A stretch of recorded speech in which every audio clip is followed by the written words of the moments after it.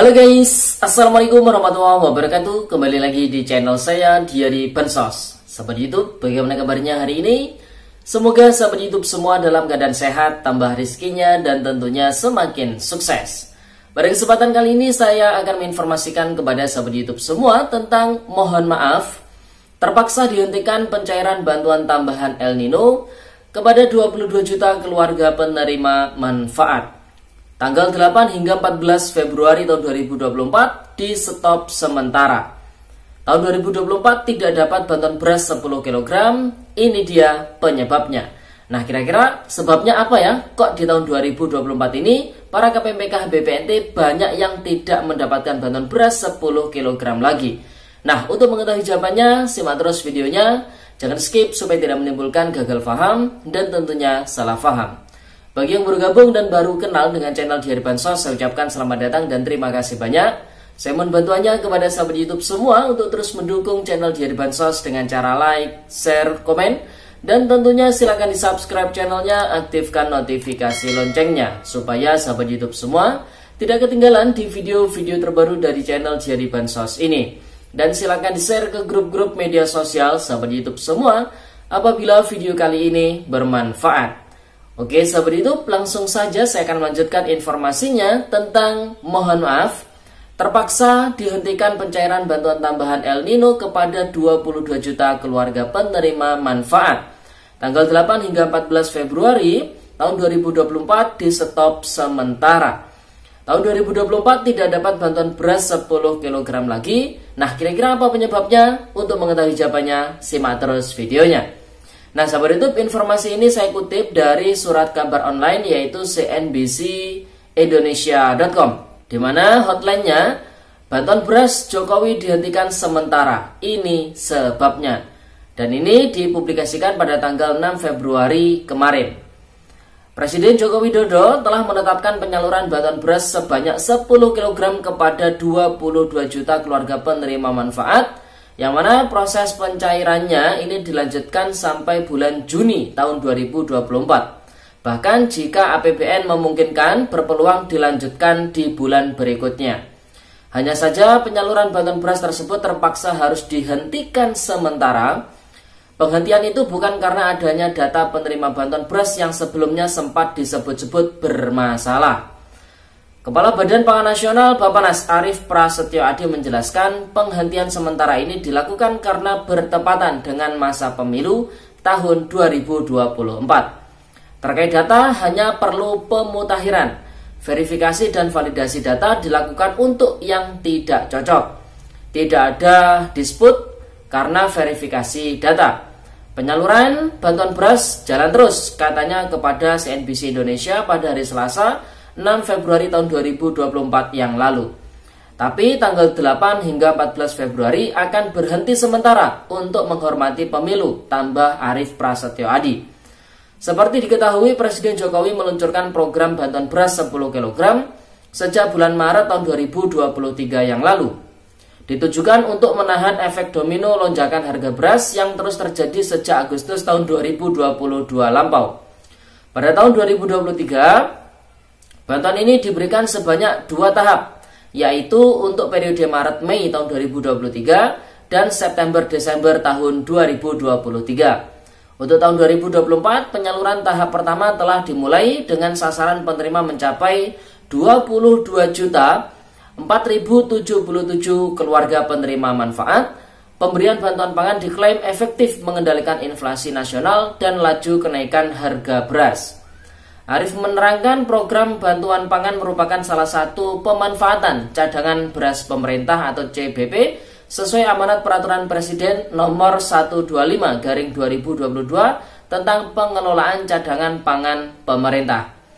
Pemerintah menyalurkan bantuan pangan beras tujuannya untuk membantu saudara-saudara kita yang terbawah sekaligus menjaga tingkat inflasi volatile atau yang bergejolak karena beras berkontribusi lebih dari 0,5% terhadap inflasi nasional.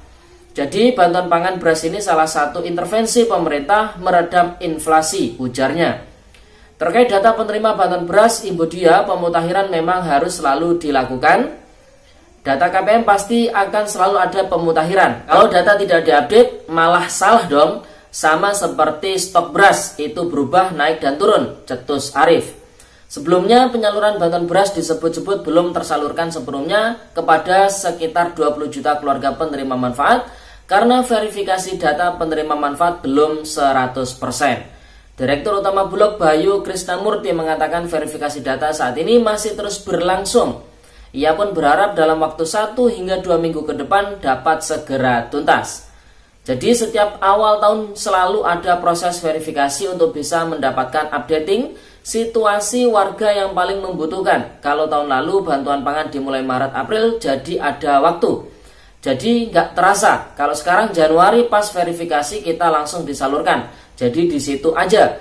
Kata dia dikutip pada hari Sabtu tanggal 3 Februari tahun 2024. Nah sahabat YouTube, jadi berdasarkan informasi ini bisa kita simpulkan yang dihentikan sementara mulai dari hari ini tanggal 8 hingga 14 Februari tahun 2024 adalah bantuan beras 10 kg karena efek El Nino. Dimana kita bersama bahwasanya penerima bantuan beras 10 kg ini antara 2023 dengan tahun 2024 tidak sama lagi. Kalau di tahun 2023 acuannya adalah data DTKS, data terpadu kesejahteraan sosial yang dikelola oleh Kementerian Sosial Republik Indonesia. Makanya para penerimanya itu mayoritas adalah penerima PKH, penerima BPNT, ya sahabat itu. Sedangkan di tahun 2024 ini acuan datanya adalah data P3KE atau percepatan pensasaran penghapusan kemiskinan ekstrim atau istilahnya data miskin ekstrim ya sahabat itu. Sehingga para penerimanya pun berbeda.